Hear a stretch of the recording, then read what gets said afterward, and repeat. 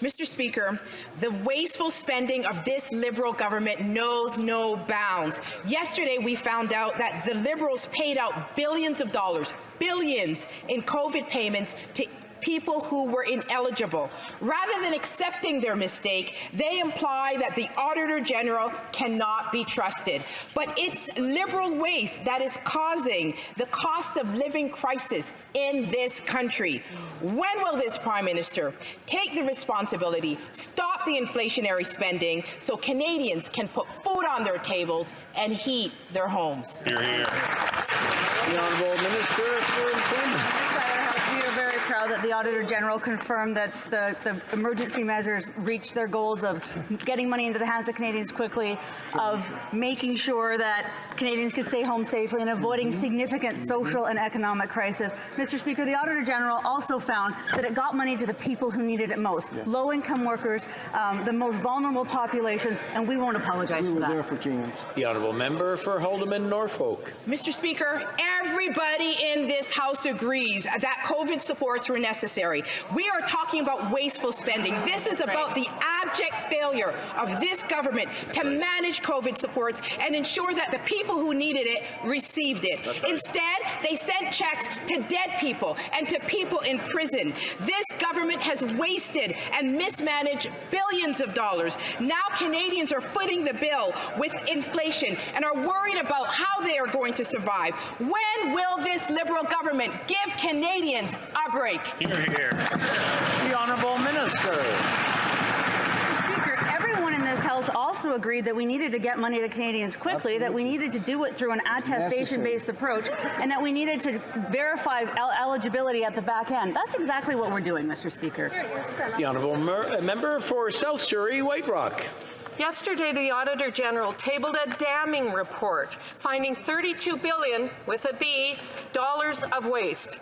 The Liberals borrowed and printed cash so they could give CERB checks to prisoners, non-residents, and paid civil servants. The minister tried to cover up her incompetence by then bludgeoning the Auditor General on her integrity. Conservatives believe in hope. With the huge increase today in interest rate hikes, when will the Prime Minister stop hurting Canadians and attacking those who tell the truth about their waste? The Honourable Minister for National Revenue, Mr. Speaker. I would like to thank the Auditor General and all of her team for the important work with the tabling of the report yesterday. I have a lot of respect for the Auditor General, especially for her independence. As we've already said, we appreciate the fact that she confirmed that our COVID benefits were effective and efficient, and we won't let ourselves be distracted, Mr. Speaker. Canadians gave us a clear mandate, and we'll continue to be here to support them. And I would ask my colleagues from across the way, Mr. Speaker, by the way, to do the right thing and vote for C32 this afternoon. Honourable Député, the Honourable Member for South Surrey, White Rock. Mr. Speaker, you don't get to pick and choose out of the report. She found waste in the billions, and this minister then said that she changed her numbers under pressure from the opposition. Yes, she called her integrity into question. It's shameful. Meals on Wheels in my community had to close because of high food costs and rising gas prices. Volunteers can't afford to deliver meals. $32 billion of government waste is an insult to those who've been stretching those dimes into dollars. Why should the Auditor General, seniors, workers, and the vulnerable pay the price for Liberal waste?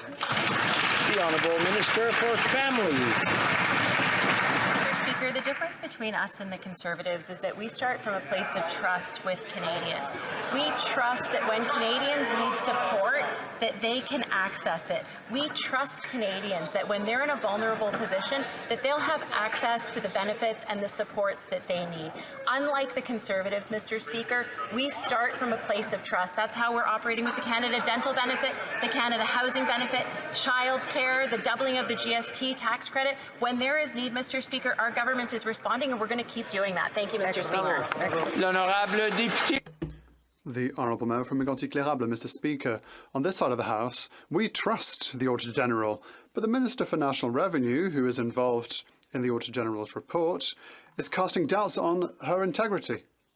She said that the Auditor General was pressured by the opposition. It wasn't her fault if she found wastage from the government. This is what she said yesterday. The obligation to audit COVID benefits was in a statute which gave us a deadline to provide the information to the clerk. So who makes decisions on acts? It's the government, Mr. Speaker. So why is the minister pressuring the Auditor General in this case? Mr. Speaker, our government has made bold and courageous choices, and we've saved people's lives. We've saved the economy by helping Canadians feed themselves and their families under a safe roof. Mr. Speaker, it was that or chop, chop, chop from the Conservatives, Mr. Speaker. And I have met organisations in the field, Mr. Speaker, and every single one tells me, well, thank God that the Liberals were in power during the crisis. We will continue to be here to work for all Canadians. The honourable member from Mégantic-Clérable. The only thing that we're going to chop, chop, chop are Liberal taxes. That's what we'll chop, chop, chop. The minister receives questions. She insults MPs on a Gaspé radio. She hasn't apologised. When the Auditor General, an independent parliamentary officer, criticises her work, she casts doubts on the Auditor General's integrity. Let us not even think about her irresponsible reference to the Second World War yesterday. Once again, I would like the minister to do the only honourable thing. Rise and apologise. The honourable minister. Thank you, Mr. Speaker. Listen, the only thing that this party across the way is good for is repeating what their leader is saying and just saying triple this, triple that, triple that. Perhaps, instead of just singing off the same hymn sheet, perhaps they should talk about real matters, planetary matters, environment, helping Canadians, helping families, helping seniors, protecting the environment. For that, they would actually have to work, and they're incapable of doing so, Mr. Speaker. I would ask them to vote for C-32 at least today. $52 billion in new inflationary spending, $500 billion in deficits in just 2 years. Yesterday, the Auditor General reported that $32 billion in overpayments and suspicious payments just went out the door.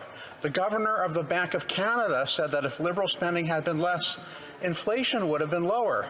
And today, interest rates went up by another 0.5%. Unbelievable. This Prime Minister's big spending is now hurting Canadians. Will he stop the spending, stop the waste, and get inflation under control finally? The Honourable Minister of Tourism. Mr. Speaker, I would direct my honourable colleague to a Scotiabank report that says very clearly how our investments in the pandemic had no effect on inflation. In fact, Mr. Speaker, let's look at the AG's report. Mr. Speaker, we found that the COVID-19 programs achieved their objective to help Canada avoid a more severe contraction of the economy and the social consequences of a significant increase in poverty. The financial supports allowed the economy to rebound and return to its pre-pandemic level. That's the job of a government, Mr. Speaker. That's what we did. They don't like it, but Canadians sure do. Member for Perth Wellington.